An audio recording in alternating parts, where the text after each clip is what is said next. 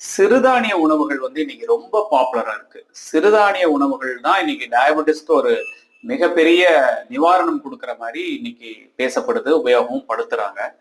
சிறுதானிய உணவுகள்ல கூட எல்லா சிறுதானிய உணவுகளுக்கும் சுகர் ஏறாம தடுக்கிற தன்மை குறைவு. உதாரணத்துக்கு ராகி, கம்பு, சோளம் இது மூணு பாத்தீங்கன்னா கிளைசிமிக் இண்டெக்ஸ் 70 கிட்ட இருக்கு. இது still moderate to high level of glycemic இண்டெக்ஸ்ல தான் வருது. இதை விட்டுட்டு மத்தது பாத்தீங்கன்னா கொஞ்சம் பெட்டரா இருக்கு. எதுன்னு பாத்தீங்கன்னா குதிரைவாளி, சாமை, திணை, வரகு இது நாளும் கொஞ்சம் பெட்டரா இருக்கு. பெட்டர்னா கிளைசிமிக் இண்டெக்ஸ் ஒரு 55, 60 இந்த ரேஞ்சில இருக்கு. இருந்தா கூட இது நீங்க எப்படி சமைக்கிறீங்க அப்படிங்கிறத பொறுத்தும் மாறுபடும்.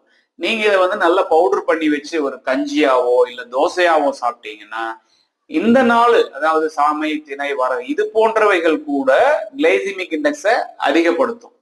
அடுத்து நீங்க என்ன உணவோட சேர்ந்து சாப்பிடுறீங்க அப்படிங்கிறது முக்கியம். நீங்க ஒரு வெஜிடபிள்ஸ் நிறைய எடுத்துக்கிறீங்க, ஒரு புரோட்டீன் சோர்ஸை எடுத்துக்கிட்டு இந்த சிறுதானியத்தை எடுக்கிறீங்கன்னா அது கட்டாயம் சுகர் அதிக ஏறாம பார்க்கும். ஸோ இவ்வளவு விஷயம் இருக்கு. நான் சிறுதானியம் மட்டும்தான் சாப்பிட்றேன் அப்படின்ட்டு நிறைய சாப்பிட்டீங்கன்னா எகெயின் கிளைசிமிக் லோட் அதிகமாகி உங்க சுகர் அதிகமாக தான் செய்யும். So portion size is very important. Also what else you are taking along with millets. இதுவும் ரொம்ப important.